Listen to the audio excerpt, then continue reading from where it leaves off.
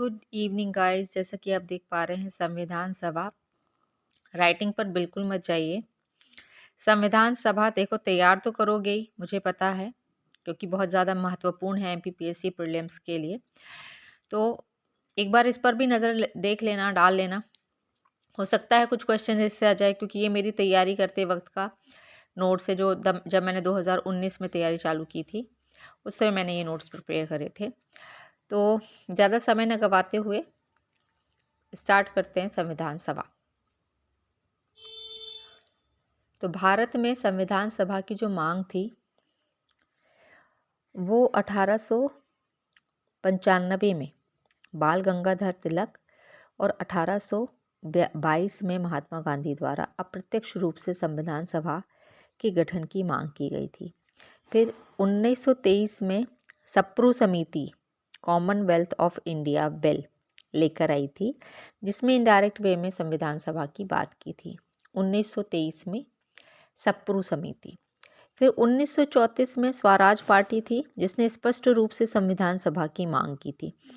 और 1935 में ही कांग्रेस पार्टी। तो ये दो थी, लेकिन सबसे पहले स्वतंत्र रूप से, स्पष्ट रूप से संविधान सभा की मांग किसने की थी? स्वराज पार्टी ने की थी सन 1934 में।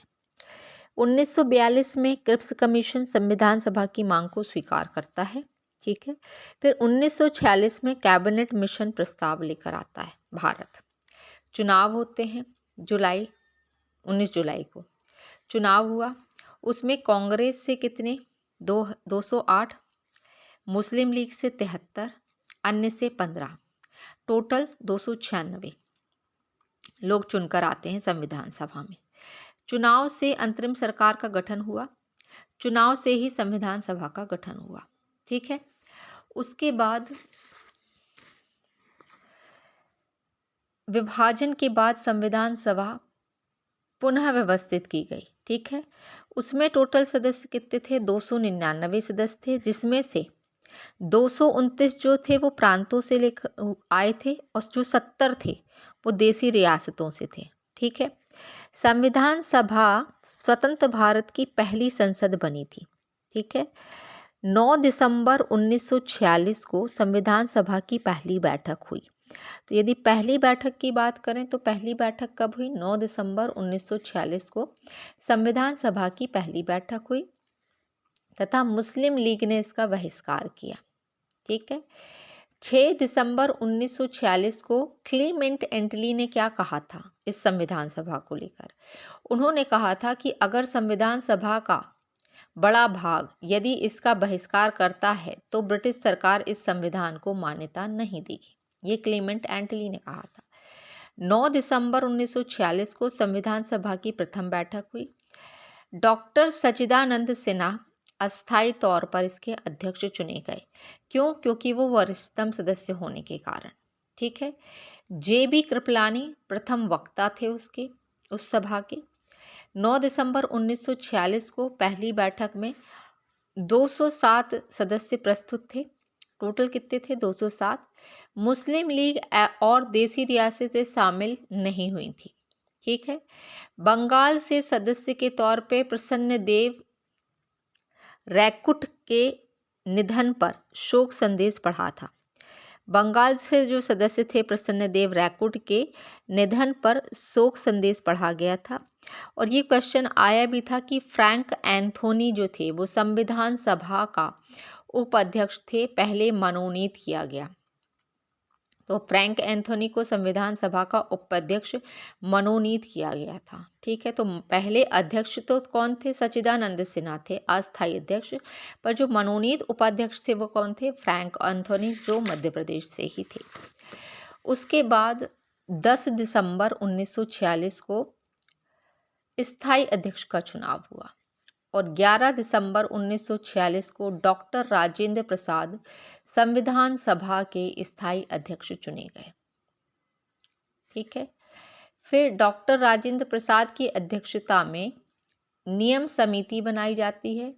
इस नियम समिति में कुल 15 सदस्य होते हैं। इसके कार्य संविधान सभा के कार्यों को संचालित करने हेतु नियम बनाना है। इन 15 सदस्यों में एकमात्र महिला होती हैं जी दुर्गाबाई, ठीक है। H.C. मुखर्जी उपाध्यक्ष चुने जाते हैं स्थायी तौर पर।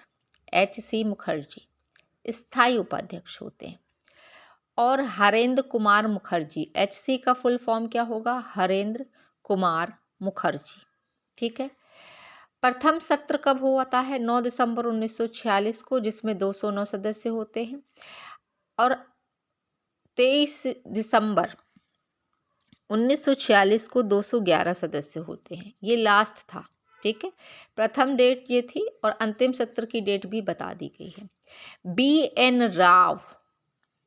एन राव द्वारा ही प्रारूप बनाया गया था। प्रारूप समिति का अध्यक्ष B.R. अम्बेडकर जी थे। B.N. राव का फुल फॉर्म क्या है? बेनेगल नरसिम्हा राव। संविधान सभा में कुल 15 महिलाएं थीं। मुस्लिम महिला में सिर्फ एक ही थी, बेगम अयाज रसूदी। मुस्लिम लीग से चुनकर आई थी, एकमात्र महिला थी बेगम अयाज रसूदी। ठीक है। 13 दिसंबर 1946 को नेहरू जी द्वारा संविधान सभा में उद्देश्य प्रस्ताव रखा गया। कब? 13 दिसंबर 1946 को नेहरू जी द्वारा संविधान सभा में उद्देश्य प्रस्ताव रखा, लेकिन M.R. जयकर और डॉक्टर अंबेडकर द्वारा विरोध किया और इस वजह से वो पारित नहीं हो पाया। ठीक है। विरोध किसने किया? M.R. जयकर और डॉक्टर अंबेडकर ने। नोट: 23 दिसंबर 1946 को जो उद्देश्य प्रस्ताव रखा गया था वो फिर 22 जनवरी 1947 को पारित हुआ। ठीक है। वर्तमान में संविधान की प्रस्तावना इसी उद्देश्य प्रस्ताव पर आधारित है। प्रस्तावना मतलब उद्देश्य का।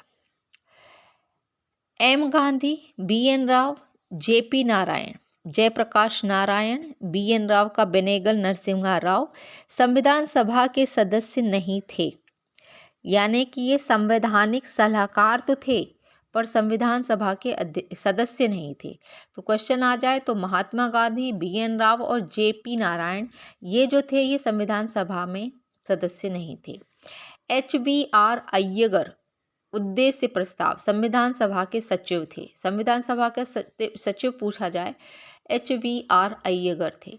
उद्देश्य प्रस्ताव के बारे में पढ़ लेते हैं। 13 दिसंबर 1946 को पंडित जवाहरलाल नेहरू द्वारा उद्देश्य प्रस्ताव संविधान सभा के सामने रखा गया। उद्देश्य प्रस्ताव में कुल 8 अनुच्छेद शामिल थे। संविधान सभा के प्रमुख तथ्य जो हैं वो ये हैं कि सामाजिक, आर्थिक, राजनैतिक और न्याय। दूसरा है अभिव्यक्ति की स्वतंत्रता। तीसरा है विश्वास एवं उपासना का अधिकार। चौथा है पिछले वर्गों SC, ST, अल्पसंख्यकों के हितों की रक्षा करना। लास्ट है विश्व शांति का पर बल। तो 1, 2, 3, 4, 5 8 अनुच्छेद शामिल थे। ठीक है। फिर क्या हुआ? 22 जनवरी 1947 को उद्देश्य प्रस्ताव सर्वसम्मति से पारित कर दिया गया। उद्देश्य प्रस्ताव संविधान की प्रस्तावना है।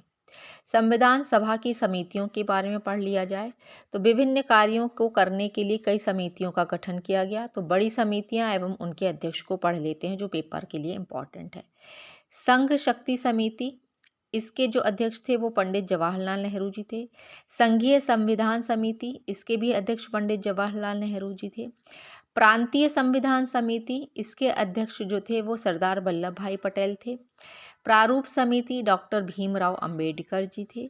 मौलिक अधिकारों एवं अल्पसंख्यकों संबंधी परामर्श समिति के अध्यक्ष सरदार वल्लभ भाई पटेल जी थे। इन समिति की 2 उपसमितियां भी थीं। एक थी मौलिक अधिकार उप समिति जिसके अध्यक्ष थे JB कृपलानी। अल्पसंख्यक उप समिति जिसके अध्यक्ष थे HC मुखर्जी।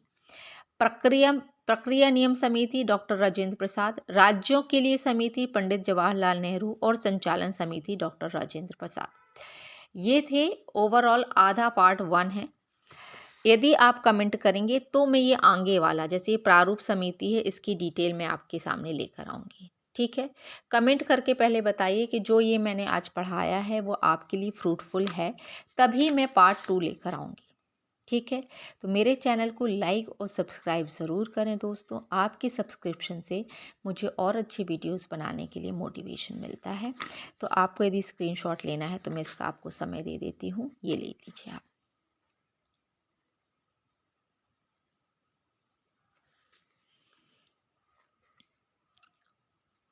बेसिक फैक्ट्स वही डाले हैं मैंने नोट्स में जो पेपर के लिए इम्पॉर्टेंट है।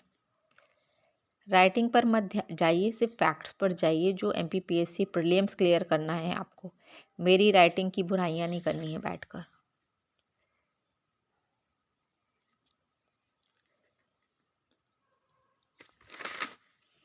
यदि वीडियो पसंद आया हो तो कमेंट ज़रूर करके बताइएगा। कभी मैं आगे अभी मेरे और थोड़े से रह गया है, ये अभी बहुत सारा रह गया है, 3 पेज और रह गए हैं, तो ही मैं इसको आगे कंटिन्यू करूँगी। तो आज के लिए इतना ही दोस्तों, थैंक यू।